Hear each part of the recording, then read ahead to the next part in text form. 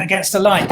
And today have the fantastic Callie Taylor with us, C.L. Taylor, novelist of very big hit novels. And we're also joined by Carolyn from Stay at Home Festival, also a novelist, and we'll be talking about your books later on, because I think you've got another one out later the year, if we know anything about what's happening in publishing at the moment. But anyway, thank you so much for joining us, me today, this afternoon. And I've got a cup of tea. I hope you have. I bet you didn't think of that.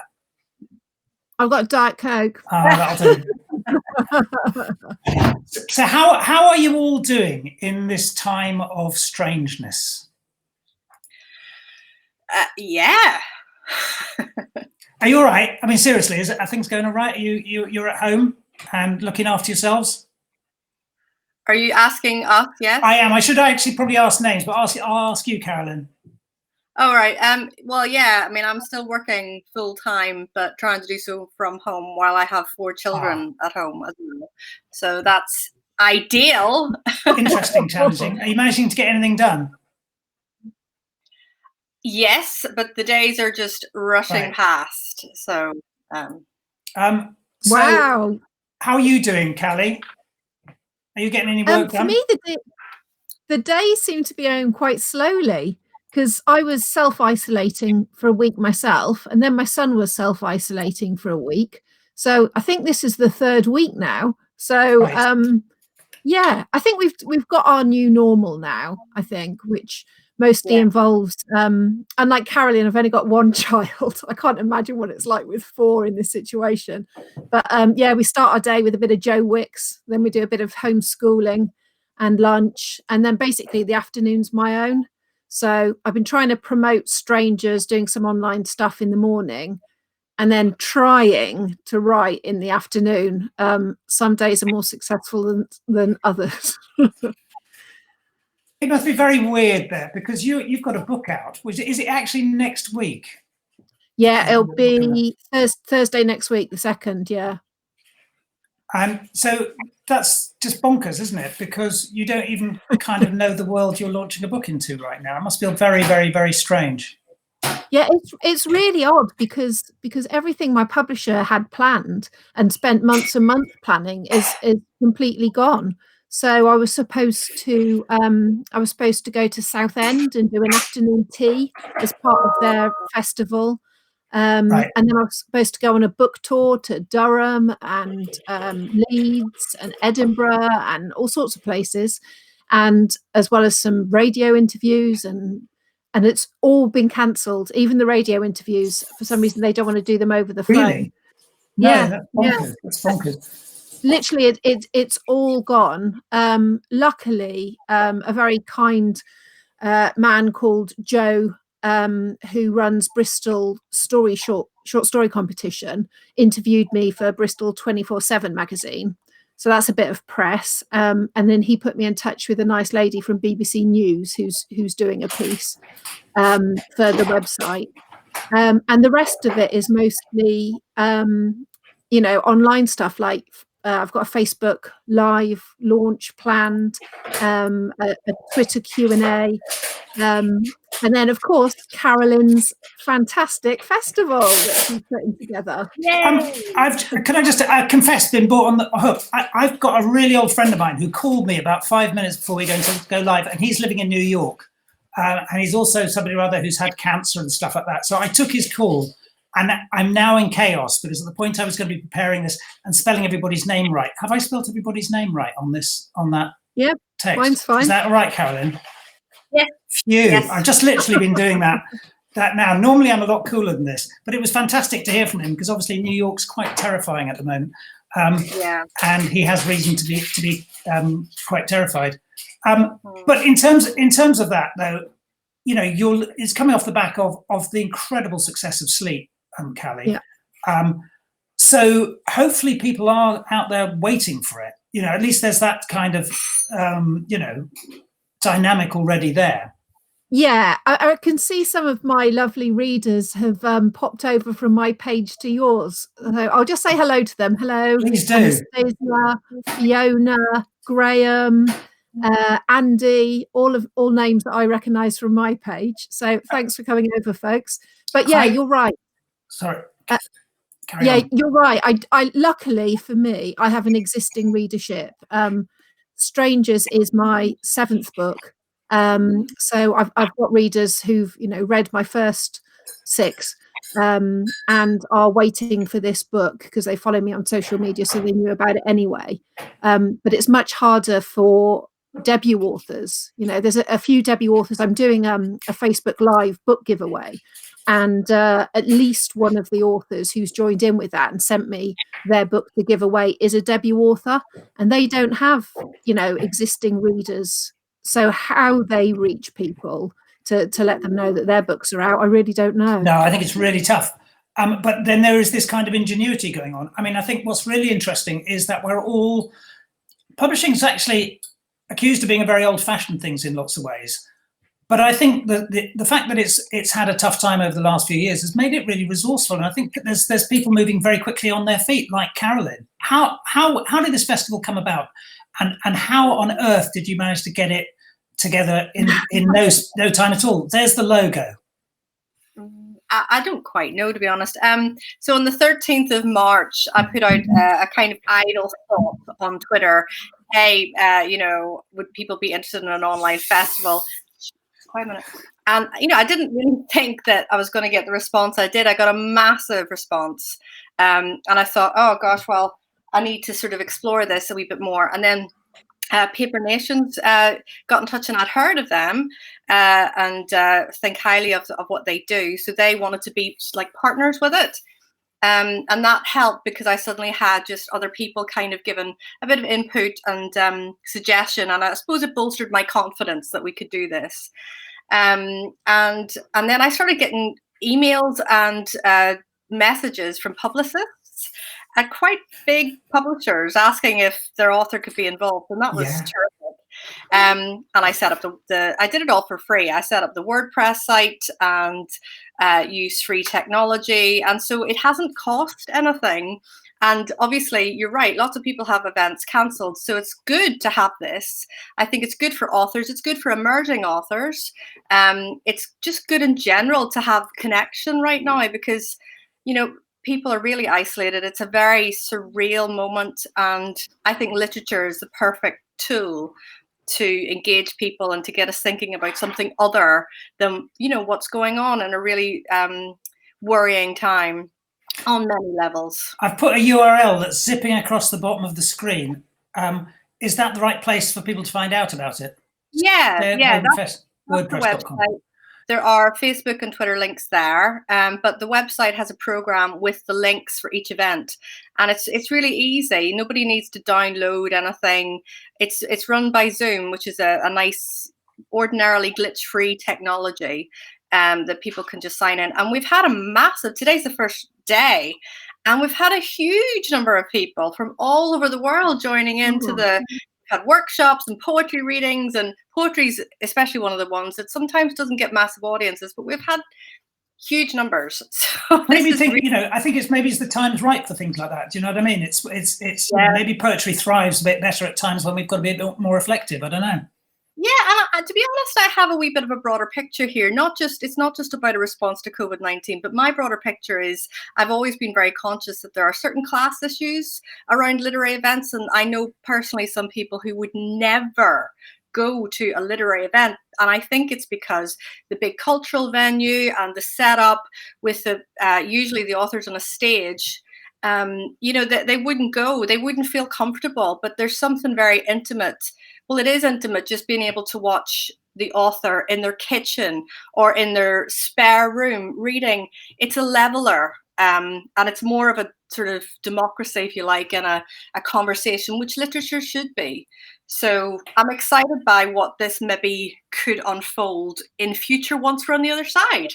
I will say likewise hello to people like Andy and Sven, who've basically been coming here every day. Caroline Hire, Magdalena, it's brilliant. But you're absolutely right. I think it's really nice. It's about things are changing shape, and maybe we don't, maybe it's a bit unpleasant, the thing that's forcing to, but actually there's certain advantages to be had by that. Yeah, I think so. And there are accessibility issues. and cost issues. I just think that there's experiments had here. We maybe have had, it's time to have a rethink on how we engage audiences with literature and how we do literary events. And they don't always need to be done in a big cultural venue that people go to. I'm putting a Jane Corrie event that's happening, I think it's 7 o'clock tonight, which is next on your schedule, because I think you've got something running right now. Yes. So if anybody wants to go out and find about it straight away, Jane Corrie's a great writer based down in Devon. And and it sounds fascinating, that one. I may well look at it myself. Anyway, back to you for a bit, Callie. Tell us about, you've got your new book literally coming out next week, Strangers. Now, I've noticed with your books, you always seem to have a kernel of an idea. Look, I can do that too, actually. I'm going to show you I can do that. Hold on. Go on then. Yeah, but anyway, you can. You always seem to start with the kernel of an idea. While I'm doing that, what was the kernel of the idea for Strangers? Loneliness. I just wanted to write a book about 3 lonely people. I'm not sure where it came from. I mean, where do any of our ideas come from? But things just jump into your head sometimes. And I just thought, the nature of loneliness is, that you can be surrounded by people, but you can still feel lonely. Yeah. And I just had this idea. I live in South Bristol, and very near to us is a shopping mall, and it's quite run down. It has a lot of the cheaper shops in it, and most of the people who I see, I pop in, go to Iceland supermarket or Wilko before it shut down, and I see a lot of people walking around on their own, and a lot of people are older people, but then there's all ages too. And it just struck me like how many of these people sort of milling around in this shopping centre are lonely. Right. And then I thought, okay, so I'm going to set it in a shopping centre. I'm going to set it in a shopping mall in Bristol. And who are my characters going to be? And I decided that it would be quite interesting if I had a security guard, because he'd be up in the CCTV office, sort of watching life move around him. I'd have a shop manager, so she's interacting with people all day, but she's lonely. Her partner divorced her 2 years earlier. And then I have got Ursula, who is my kleptomaniac character. And she's a courier, so that's what she does day to day. But whenever she gets stressed, she goes into Alice's clothes shop and she steals something. And so these characters kind of pass each other by, but don't know each other.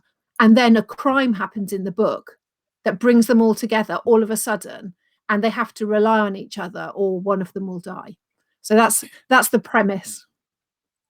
I wonder, I was almost like one of the things that you're really bringing, and I want to ask you about how you managed to learn the trick of tension, because your books are just relentlessly tense. I mean, Sleep is sort of grips from the beginning and doesn't stop, and you've somehow got this knack of continually pushing that. That actually sounds like a less imperiled situation than you normally do. How did you keep the tension up in Strangers then?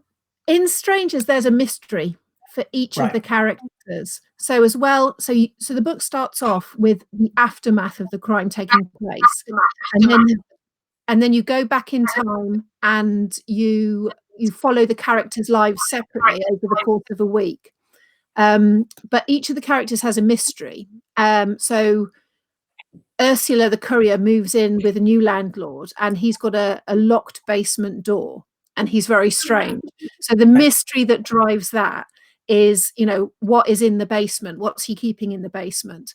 Gareth lives with his mother, who's got dementia, and she starts receiving postcards from her dead husband, missing, presumed dead. So that's the mystery that drives that one. And then with Alice goes on a date with a guy off Twitter. It all goes, not off Twitter, off a dating app. And then it all goes horribly wrong. And then she starts getting messages. A guy basically saves her from this horrible date. And then she's called Simon, and she starts getting messages saying, don't trust Simon. Yeah. So you've got these 3 mysteries all running concurrently. And there's a subplot about the Harbourside murderer, who the public suspects maybe pushing people into the River Avon in the early hours of the morning. So the tension, I guess, is how are these 4, I guess, storylines going to converge into this big crime? So hopefully there's plenty of tension. I've had some good reviews so far. Yeah, you have. I've had heard people saying brilliant things about it. But also, one of the things that's always impressed me about, and I really like about talking about your process, is you quite often aren't sure how it's going to end. You don't know quite what things are going to happen. You keep that tension, the same tension the reader should have. But if you're doing 3, did you kind of know how the plots were going to come together, or was this a bit of a mystery to you? I did, yeah. I did kind of know, but I ummed and ahed about who the antagonist was all the way through. I actually changed my mind about who the antagonist was partway through. And interestingly, people who have read it so far have said, I thought so-and-so was behind it. And that's probably because that's what I was thinking too until partway through, and I changed my mind. But there's an extra little twist, it's not giving away too much, right at the end, after the sort of culmination of the crime and stuff. There's an extra twist. And that didn't come to me until right at the end. And it's always right at the end in my books. Like literally I'm sort of 5,000 words away from the end, and then I'm like, oh, I've got an extra twist, and then I bung it in, and then readers go, I didn't see that coming, and I'm like, yeah, neither did I. No, I think that's brilliant, and it really must work that way, because if you're so convincing in your universe, then you change the rules of it slightly. That's really nice, but good. It's also a really strange thing, isn't it? Because you kind of imagine when a book comes out, I think readers imagine there's this moment and it's suddenly magically there, but it's quite a long process, and it must be quite an anxious making process for this, in this sort of thing, because, you have such an amazing track record. You have sold, some time ago, you'd sold 1 million books just in the UK alone. And I'm sure that's added to hugely with Sleep. So you kind of must feel, I want this one to do as well.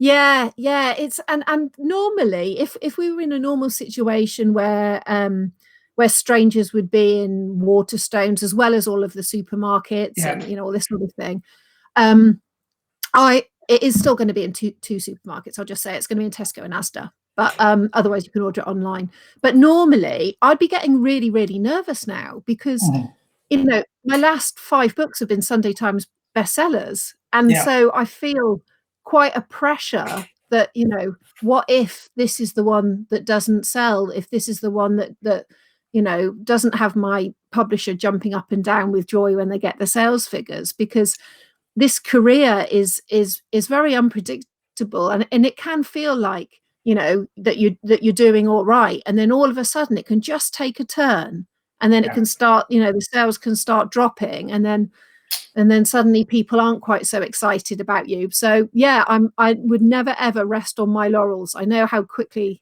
this career can change. Me and Carolyn are very lucky. We don't have that track. That's the bright side, isn't it? Of not us not being Sunday Times bestsellers yet. I've got a couple of questions here. There's one from Anastasia saying, have you always wanted to be a writer? Yeah, since I was 8. Yeah.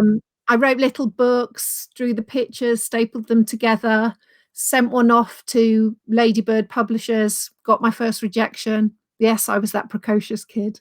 I know. Yeah. Look always. at you now. If only you could see those editors now. One from Sven here. Which book of hers will Callie recommend to start with? Say The That's Strangers. really hard. Yeah, guess Strangers, because it's not in any shops, and it would really help. It's really hard because actually my books are all standalones, so they're very different. So if you went for Sleep, for example, which was the one that came out last year, that's a bit Agatha Christie-esque, set in a hotel on the Isle of Rum, killers tracking someone, leaving weird messages. But then if you go to The Fear, which is the book before that, that's about a woman who was groomed by her karate teacher as a child and took her away to France, and then years later sees him with a young child and determines to stop him. So that's a little bit of a sort of revenge novel. And then I've got more sort of domestic noir ones, which is like The Accident, about a coercive boyfriend, who comes back into a woman's life to try and destroy her life. Weird strangers in The Escape. And then The Lie is about toxic friendships, about a group of female friends who go up trekking up the Annapurna Range and find themselves in a cult. And this is where I will mention that very recently I discovered, so when I did my research for The Lie about 4 girls who find themselves in a cult, I went on Amazon and I was looking for books on the subject, and I found this book called Spying in Guru Land. And it was about this person, oh, wrong way, who had, yeah, he's got it. I dug it out from the cupboard. Oh, well done. And it was absolutely brilliant. And it was William's book. And he actually infiltrated various cults in Britain. And it's funny as well as being really informative. Oh, thank you so much. I'm just amazed at how young that guy looks in that photograph. Yeah. I look about 12. How old is that book? That book is you're probably, still in school when it came out, Callie. It was, 25 years old? I would love to know, did you, when you were infiltrating all of those cults and stuff, did you ever feel sort of in danger, or like, I don't know, people were putting a lot of pressure on you not to leave? Or I think one of the really weird things about cults in that sort of reality is that people were really glad I joined, because because I thought they were going to be really suspicious, because they're going to be looking out for undercover journalists. But actually, I think secretly half your brain when you're in a cult thinks I'm doing something that's a bit bonkers. But if somebody else joins, then it's reassurance that I'm doing the right thing. So funnily enough, people weren't looking for to expose me or to do things like that. And actually, they were kind of relieved. And if anything, I began to feel slightly guilty and begin thinking, maybe I'm actually contributing to the madness by saying, yeah, no, it's great, this thing we've all joined. And I think, and in lots of ways, I think that's what I kind of discovered, that actually it's a collective madness very often. I mean, it was very strange to do, because I'd be literally going to one esoteric New Age cult where you did all sorts of interesting marching to connect with spirits in the morning, and then I'd go off to the Jesus Army in the evening and be all evangelical Christian. So it was quite a mad time. But it's lovely you read it, and it's lovely that somebody still does, because I think it sold about 7 copies at the time. Oh, well, one of them was to me a few years later. So honestly, I would really recommend it to people if you're interested in cults. You were a bit like Louis Theroux before Louis Theroux was Louis Theroux. I was before Louis Theroux, as it happens. I think he actually did read it before he wrote his own book, but I'm not going to sound bitter. Oh. His book was probably quite a bit better than mine anyway. No, yours was excellent. Really enjoyed it. So we need to get back to talk a bit more about the festival. Who else do you have coming up apart from Callie? I think, Callie, you were doing it quite soon, aren't you? 11th of April. Oh, right, okay. And not that quite soon then, but yes, 11th of April between 7 and 8. Right, okay. Yeah, you're almost the final event. Headliner. Callie. Yeah, we've got loads. We've got loads of events. There are 170 authors, I think, part of this, and 120 events now. So we've got some really good debut authors coming along. We've got Beth Moray, Claire Pulley, Nikki Smith. I'm just going to have a quick look at the program to remind me. We've got Maggie O'Farrell doing her Carolyns.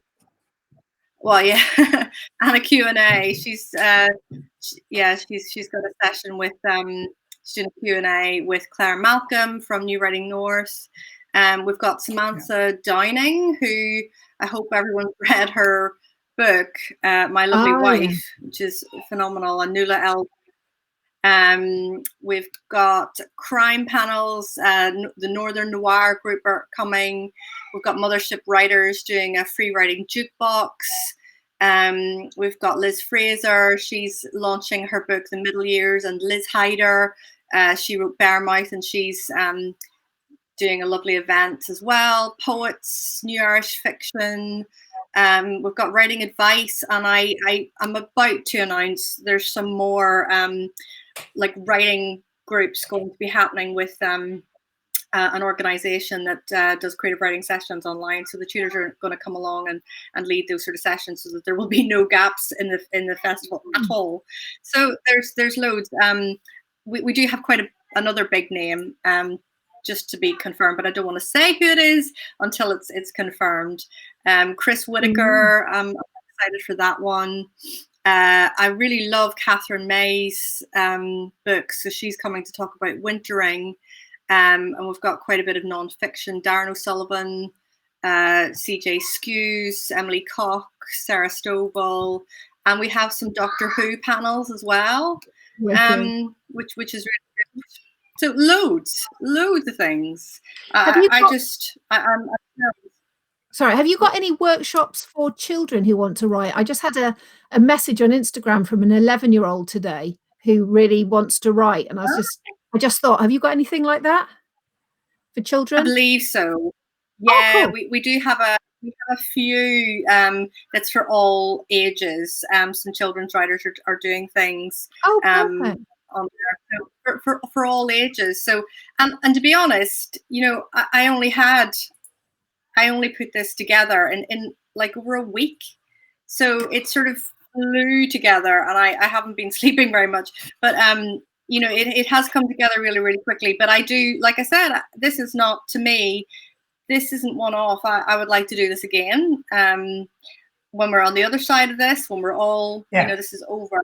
I still think it's a good idea to do something that's online, or at least a blended sort of thing that people can engage online. And yeah, with more time, I'll probably make it longer. But I think you're right. I mean, I think in a way it's nudged us to a different thing. I think during my lifetime, it's really interesting how books became social things. People didn't, when I was a kid, you went and you bought a book, either you did an exam about it or you didn't really talk about it. Then book groups and the internet suddenly meant sharing. And maybe this is just pushing us on to another way in which we discuss books and interact with books and make books, Yeah. And you've got your own book. I found a photograph of your own book. Is this the cover? Oh. Well, they've changed that cover, actually. They've changed. I know, typical. It's called The Nesting, everyone. That's the US cover. It looked American, yeah. The UK cover is being finalised. I have a proof of the UK proof, but they're just finalising the cover. But yeah, they've just changed the Nesting cover, and it's funny because I really do love this one. I think so. I was a bit like, oh, you're changing it, but the new one's really nice. It's really, really good. And lots hangs on the cover these days. Well, yes, it does actually. I suppose that's why they wanted to get it right. And the new one, I think, has more story in it, because it's set in Norway. There's a lot of ghostliness and dead things and dead people and wild animals, and I think they've done a really good job of capturing that in the new cover. So it's exciting. It's out in October. I'm actually hopefully speaking to a Norwegian bookshop as part of this thing, so I shall obviously have to mention, which is it's going global now. But I've got a couple of more questions there now. I'm just going to scroll back for them. So Susanna had asked, could you give us a bit of an insight to your next book? But I guess that would be the one after Strangers. Do you have anything planned? I'm 20,000 words into it. I am supposed to be delivering it on the 1st of June, but I'm a bit behind with everything that's gone on, and having a bit of a virus. Don't know if it was the virus, but I had a bit of a virus, and my son had a bit of a cough, and then trying to do all this, my schedule's suffered a little bit. But what I can say is that it's another 3-parter. It's 3 women, 2 sisters and another woman, and I really don't want to say any more than that because I'm so early on in the draft. I feel like if I say too much about it, I'll lose it from my head. Or if either of you two just sort of go, ooh, then that'll really put me off. So I'm just It's a 3-parter with 3 women and 2 of them are sisters. And I quite like the idea that if we have the wrong facial expression, you're gonna the confidence will crumble. But anyway, I think it's just reassuring to know it's already, a quarter of the way in or thereabouts on a draft. It's partly set in Gozo, which is why I went to Gozo just after. Yeah, that's right. Gozo, right, okay. Gozo, London and Wales. Oh, okay. Oh, nice. And Graham Bartlett said, have you ever wanted to keep a character going into a series? Because you write standalones. Yeah. And whereas the rest of us are tempted to the nice security of series very often. I don't know if that's any more secure, is it? But yes, but because I actually write young adult thrillers as well. But I've only written one, and my second one, which is also a standalone, comes out in January, and that's called The Island. But when I wrote the first young adult book, The Treatment, in my head I had it as a 3-part series, and when my publisher sort of said afterwards, I think it's probably better to write another standalone, I was quite gutted because I fell in love with my main character was a young girl called Drew, and she had these cool mates who I just loved spending time with them, and I did really want to write some more, and I left it slightly open-ended just in case. So that, but the other books, no, I think because the adult books I set out to write a standalone, and the story is so complete by the end, and the character has changed and everything has been wrapped up, that I would struggle, I think, to take any of those on beyond the book. Well, we've managed to fill a half hour, and I think that's probably as long as these things should last, even with such brilliant guests. But thank you very much for brightening up my tea time in my living room. It's been lovely to talk to you. And you. And good luck with the festival. It's an absolutely brilliant idea. Do check it out, everybody. Also, check out Strangers. It's you can pre-order it now from all sorts of places. And I've been trying to plug local bookshops a lot, because there's a lot of small bookshops who are still doing their orders and are available and can get you books pretty quickly. And it just, you can have the rosy glow that you're actually keeping a high street shop alive, because although they're all doing really well at the moment, I think the next few weeks is going to be quite tough on them. But anyway, hope you're well. Thanks everybody for coming. It's lovely to see you, and for Callie to bring all her many fans as well with her. It's brilliant. My viewing figures rise. Thank you so much, both of you. It's been a pleasure. Bye. Great. See you. Thank you, William. Really appreciate it. Lovely to see you, Carolyn. You too, Callie. See you soon. Bye. Over and out. Bye.